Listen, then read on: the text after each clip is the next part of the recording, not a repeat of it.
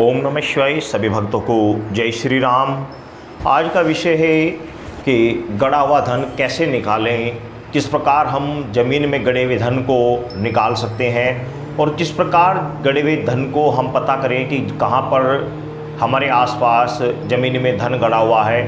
तो इस विषय में तो मैंने ऑलरेडी पहले ही वीडियो बनाई हुई है कि किस प्रकार आपको पता लगेगा कि हमारे आसपास ज़मीन में धन गड़ा हुआ है। तो उस तरीके से आप ज़मीन में गड़े हुए धन को पता कर सकते हैं। इस विषय में कई सारी वीडियो पहले बनी हुई हैं और कई वीडियो ऐसी भी बनाई हुई है जिनमें आपको बताया गया कि धन किस प्रकार निकाला जाता है।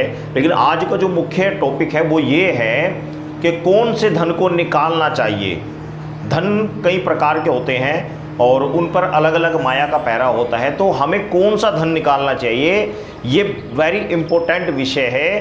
क्योंकि अभी कुछ दिन पहले ही मेरे पास 5-7 दिन पहले ही एक भक्त, एक गुरुजी मेरे पास आए थे। मैं नाम नहीं लूँगा, उनका नाम लेने से दिक्कत आएगी।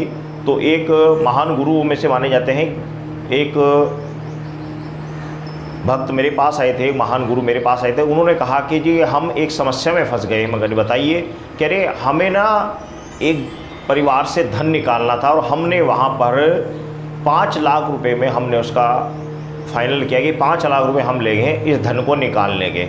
और हमने निकालने की कोशिश की, वह हमसे निकल नहीं रहा है। इसके लिए हम क्या करें? तो वो मेरे पास आई परेशान होकर। तो मैंने उनको भी सॉल्यूशन यही दिया जो मैं आपको सभी को बता रहा हूँ। तो आप सभी इस वीडियो को अंत तक अवश्य देखिए, क्योंकि ये बहुत ही काम आने वाली वीडियो है। क्योंकि कहीं ना कहीं कभी ना कभी परिवार में ऐसी समस्याएं आ जाती हैं अक्सर परिवारों में कि जहाँ पर धन आकर गड़ा होता है या आकर रुक जाता है, तो उसे निकालने की स्थिति बन जाती है। तो उसे निकाला जाए तो किस स्थिति में निकाला जाए और कौन सा धन निकालना चाहिए, ये सभी आज मैं इस वीडियो में आप सभी को बताऊंगा। देखो, धन कई प्रकार से आता है। धन या तो पैतृक, हमारे पूर्वजों ने कहीं दबा के छोड़ा गया हो पहले से ही घर परिवार में वह, या फिर दूसरी जगह से भी चल कर आ जाता है। ये बात बिल्कुल सत्य है और प्रमाणित है। बहुत सारे व्यक्तियों को मेरी ये बात फेक लगेगी, लेकिन ऐसा नहीं है। हमने खुद अपनी आंखों से देखा कि धन दूसरी जगह से भी चलकर आ जाता है और अपने पूर्वजों के द्वारा गड़ा हुआ धन भी कई बार हमें नहीं प्राप्त होता। उसके ऊपर भी माया का पहरा हो जाता है, कोई सर्प का पहरा हो जाता है, कोई पितर का पहरा उसके ऊपर हो जाता है। तो ऐसी कंडीशन में धन कौन सा निकालना चाहिए? देखो, जब भी धन निकालने की बात आए तो ध्यान रखना, धन निकालते हुए यदि आपको वहाँ पर लक्षण जो होते हैं वो कौन कौन से होते हैं, पहले भी मैंने वीडियो में बताया कि आपको घुंघरू की आवाज़ आएगी, आपको आवाज़ आएगी, आपको लगेगा कि घर में कोई नाच रहा है, आपको वहाँ पर गीला रहेगा बिना पानी के जहाँ पर धन होगा। तो इस तरह की बहुत सारी चीज़ें वहाँ पर पहले से महसूस होते हैं जहाँ पर धन होता है। तो इन लक्षणों को देखते हुए आप कदापि धन ना निकालें, बिल्कुल भी नहीं निकालें। आपको भले ही ये बात पता लग गया हो यहाँ पर धन है, उसको कदापि ना निकालें। दूसरा, धन आकर आपको अपने आप स्वप्न के माध्यम से परिवार के किसी भी व्यक्ति को कह रहा हो कि मुझे निकाल लो, मुझे निकाल लो, तो भी आप धन बिल्कुल ना निकालें, बिल्कुल भी ना निकालें।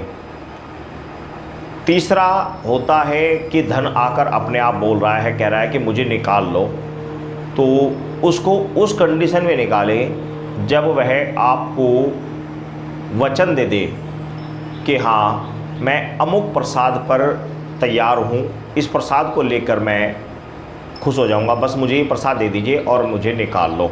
जब तक आपसे वचनबद्ध ना हो तब तक धन बिल्कुल भी नहीं निकालें। ध्यान रहे, अगर आपको कोई भी इस तरह के स्वप्न आते हैं धन निकालने से संबंधी, आपके पास आकर धन आकर बोल रहा है, आपको स्वप्न के माध्यम से आपको सूचना मिल रही है कि मैं अमुक जगह पर गड़ा हुआ हूँ, मुझे निकाल लो, तो कदापि ना निकाले। तब तक ना निकालें जब तक आप उन्हें वचन आपको वह ना दे दे।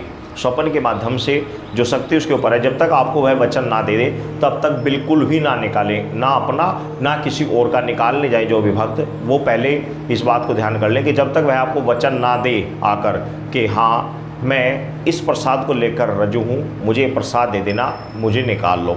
और प्रसाद में भी ध्यान रखना कि ज़्यादातर इस कार्य में भेंट चलती है, कहीं ऐसा ना हो गलती से आप किसी भेंट के लिए स्वीकार कर दें, क्योंकि अक्सर इसमें घर के पुत्र की या घर के मालिक की भेंट अक्सर चली जाती है। तो इस चीज़ का विशेष ध्यान रखें, ऐसी भेंट के लिए कभी एग्री ना हो। एग्री जब भी हो तो 7 प्रकार की मिठाई, 5 सदस्य या लौंग, इलायची, पान, इस तरह की, या 1 कढ़ाई हलवा देसी घी का, इस तरह की किसी भी प्रसाद के ऊपर, या फिर कोई अंडा आदि ले लीजिए, बस उसके ऊपर, इससे ज़्यादा नहीं। इस चीज़ पर अगर रजू हो जाता है तो आप धन निकाल सकते हैं, और अगर इस चीज़ पर रजू नहीं होता तो बिल्कुल भी धन निकालने की कोशिश ना करें, चाहे वह अपना हो या किसी का भी हो। किसी लालच में आकर ऐसे धन निकालने की बिल्कुल भी कोशिश ना करें। और यदि आपके घर में भी धन है तो किसी भी तांत्रिक को बुलाकर, किसी भी भक्त को बुलाकर इस तरह की अनर्गल छिड़वाने की कोशिश ना करें। इस तरह के मेरे पास बहुत सारे केस आते हैं कि गुरुजी हमारे पास धन है, हम फला जगह हम धन को जानते हैं, वहाँ पर है, आप निकलवा दे देंगे क्या? भाई, जो निकालने जाएगा फंस जाएगा, अपनी जीवन से हाथ धो बैठेगा, अपनी पीढ़ी खराब कर लेगा। तो कोई भी भक्त ऐसी गलती ना करे, मैं ध्यान से समझा रहा हूँ, ऐसी गलती बिल्कुल भी ना करें। धन सिर्फ वही निकालें जो आकर आपको वचन दे दिया हो, जिसने कि भाई मैं ये प्रसाद लूँगा और मुझे निकाल लो।